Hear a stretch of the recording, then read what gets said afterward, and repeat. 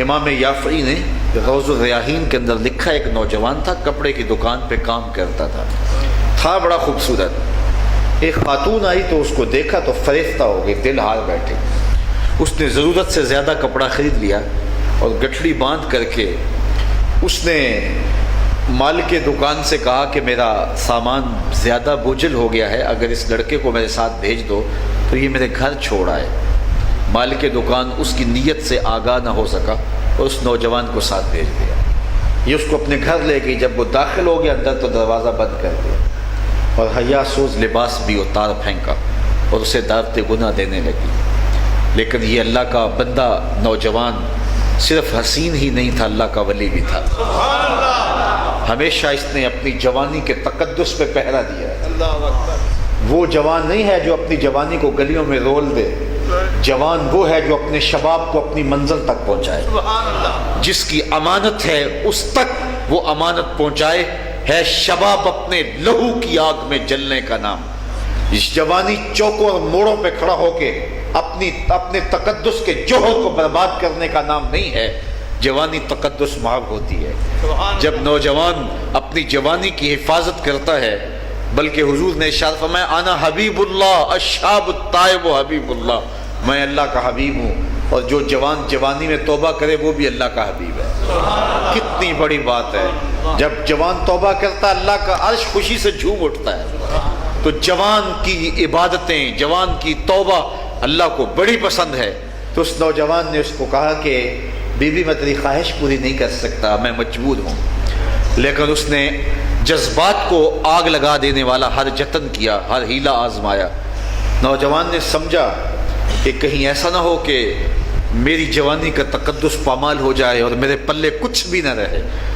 تو اس کو ایک طریقہ سوجھا، تو اس نے کہا کہ تم رکو، میں ذرا واش روم سے آؤں۔ تو وہ باتھ روم میں اندر گیا، پاخانہ کر کے اپنے جسم پہ مل لیا، اور اسی حالت میں جب باہر آیا تو اس عورت کا سارا نشہ اتر گیا۔ اس نے دروازہ کھول دیا، کہا تو کوئی پاگل شخص ہے۔ تو اس نے دروازہ کھول دیا۔ وہ نوجوان دروازے سے باہر آ رہا تھا اور دل ہی دل میں رب کا شکر ادا کر رہا تھا، مالک میرا بدن گندا ہو گیا لیکن من تو ستھرا رہا۔ سبحان اللہ۔ کائنات کا سب سے حسین چہرہ وہ ہے جو جنسی کالک سے محفوظ ہو۔ سبحان اللہ۔ باہر ایک کنواں تھا، وہاں آ کے اس نے غسل کیا۔ علامہ یافعی نے لکھا ہے ساری زندگی اس کے بدن سے مشک اور عنبر کی خوشبو آیا کرتی، اور جب وہ فوت ہو گیا لوگوں نے اس کو دفن کیا تو یہ خوشبو اس کی قبر کی مٹی سے بھی آیا کرتی۔ کوئی رب کے لیے گناہ کو چھوڑ کے تو دیکھے، کوئی رب کے لیے گناہوں کو ترک تو کر کے دیکھے، اللہ رحمت کے دروازے کھول دیتا ہے، اللہ کرم نوازیوں کے دروازے کشادہ کر دیتا ہے، اپنی خاص رحمتوں اور خاص کرم نوازیوں کا نور اس کے اوپر نازل فرماتا ہے۔ تو ماہ سیام میں یہ عقیدہ، یہ روشنی، یہ اجالا اور یہ مراقبہ یقین و رویت بندے کو نصیب ہوتا ہے۔ ہر بندہ یہ سوچ رہا ہے کہ میرا اللہ مجھے دیکھ رہا ہے، کاش کہ اس کو پوری زندگی کے اندر حاصل کر لیں۔ تو یہ بھوک اور پیاس ہمیں انسان بنا دیتی ہے، یہ بھوک اور پیاس ہمیں دوسروں کی بھوک اور پیاس کا احساس دیتی ہے، یہ بھوک اور پیاس ہماری زندگی کے اندر ہمارے بدن کی بہت ساری بیماریوں کا علاج ہے، ہمارے فاسد مادوں کو ختم کرتی ہے۔ رسول اللہ نے ارشاد فرمایا صلی اللہ علیہ وآلہ وسلم نے کہ لِكُلِّ شَيْءٍ زَكَاةٌ وَزَكَاةُ الْجَسَدِ الصَّوْمُ، ہر چیز کی کوئی نہ کوئی زکوٰۃ ہوتی ہے، لیکن جسم کی زکوٰۃ روزہ ہے۔ یہ بدن انسانی کی زکوٰۃ ہے، تو ہم اپنے بدن کو جو ہے وہ اس کی زکوٰۃ ادا کریں، روزہ رکھیں اور روزے کے تقاضوں کے ساتھ روزہ رکھیں۔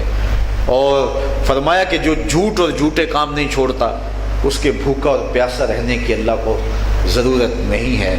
تو صاحبو آئیے میں اور آپ اپنی زندگی کو روزوں سے منور کریں۔